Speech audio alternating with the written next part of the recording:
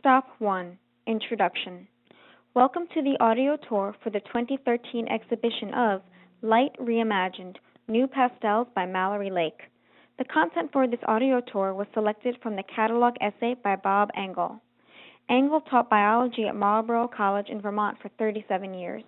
His retirement finds him exploring what's left of the world's natural areas and small roads on a motorcycle. He and Mallory were married in Mexico in 1991. Thank you and enjoy. Stop 2.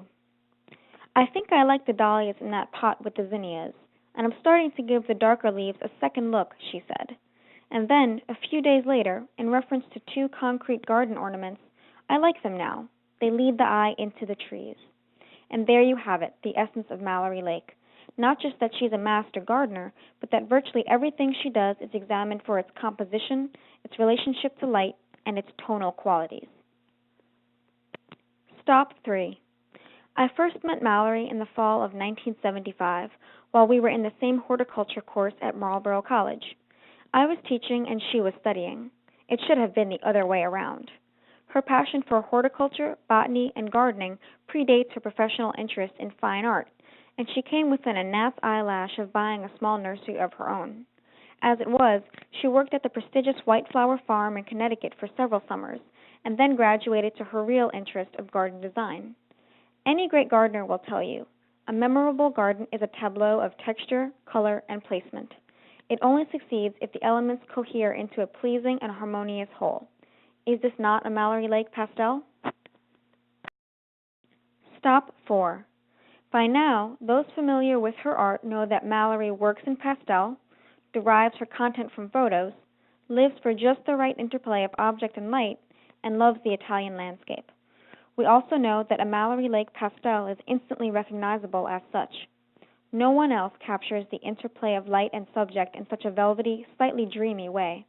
Her paintings are often a bit forlorn or lonely, mostly because they rarely contain human figures, and many of her architectural depictions are of old, rustic structures. The world she sees is a mosaic of the natural and the human, and, in the romantic sense, she vastly prefers the picturesque to the sublime. Stop 5. There is more than a little Corot in her, and she loves the atmospheric work of the tonalists. Indeed, if there is any trend in Mallory's pastels over the years, it is away from the bold hues of her early works to the subdued, muted, and gentle symbiotic interactions of just a handful of related colors.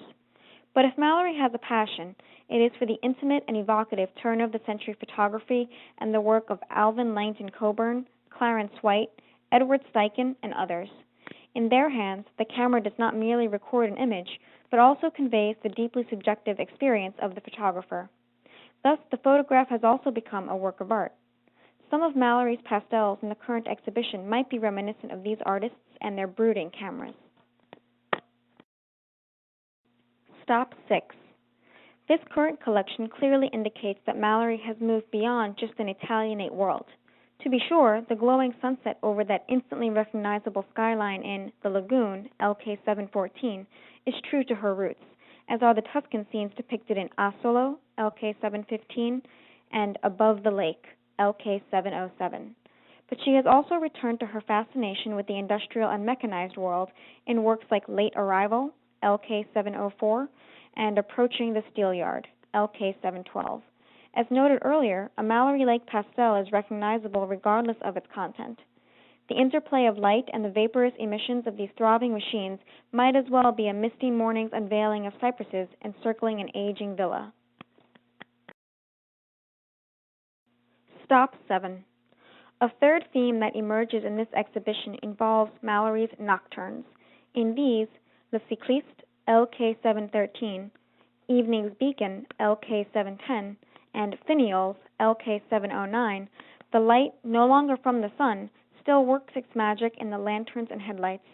Finally, she has also shortened her focal length and invites us into intimate views of cafes, La Pasticceria, LK 701, gardens, The Sentinels, LK 711, and even interior spaces. In the museum, LK 702, we see both exterior light and interior light competing first for surfaces and then our eyes. Stop 8. Conclusion. Recently, Mallory and I were returning to Vermont from an art event and overnight visit with friends in western Connecticut when I felt the car shudder a bit and then slow. I understood what was about to unfold. She had seen something.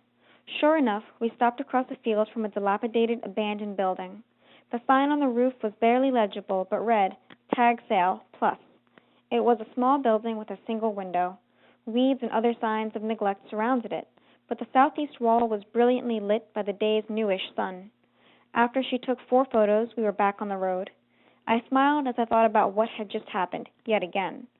She had just seen something that wouldn't have registered for most of us.